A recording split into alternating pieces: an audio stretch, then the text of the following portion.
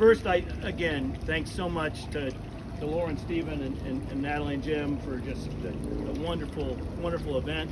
When I started with the Little Help probably 11 or 12 years ago, I was the first full-time employee. And it was Washington Park Cares, and we were in 3 neighborhoods just right around the park. And there were probably 30 people helping 30 people or so. And half of those were the same people, just kind of shuffling. My passion for it was I had delivered the Rocky Mountain News on a bike, that's how old I am, to a tremendous amount of our members. And these are folks that I had, grown to love collecting the paper. Some of them were, my football buddies' parents or grandparents. And so all along that area that I grew up, I knew these people. The strategy to grow became, why doesn't everybody have neighbors doing what I'm doing for the people I love, right? And it began to take off. Well, probably first off, it began to take off when my first hire was Hillary. And so I hired a person much more capable and smart than I am. And she really has, managed a lot of the programs. And when I left 2.5 years ago, she took over as the executive director. And it's really not coincidental that our revenue's doubled since she took over. I really would invite you the same way that I invited Natalie and Stephen to invest yourself and your family.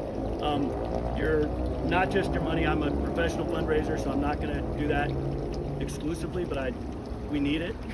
But that being said, no one who's stepped into a Little Help, who's accepted that first invitation, whether it's on Colorado Gives Day or Sewer Saturdays or adopting a shovel buddy like the Browns did this last winter, everybody has been better for it. Their children have been better for it because their children discover I'm not the center of the universe, right? The way our model really exploded was that on the first service Saturday, we had this idea that it would be nice to have kids and adults come into older adults' homes and do a couple hours work. And John Chase and I, who's the board chair there, and his Lucy and his Sophie and my Lucy and my Grace, right now, most of them are in college, right? We went in to Delno and Artis's house in Bonnie Bray, an exquisite house, right? And everything was perfect from about here down, but Artis couldn't reach up above there. And so she had a whole list of things for us to do. And we stepped in, and Delno, the man of the house, was pissed. And he stayed pissed as I was going through his, going over his wife's list and things like that. And as I was leaving, I said, Delno, are we all right? He's probably 92 at the time. He said, Paul, it's tough watching another man walk around with your list, right? And I shook hands, we left.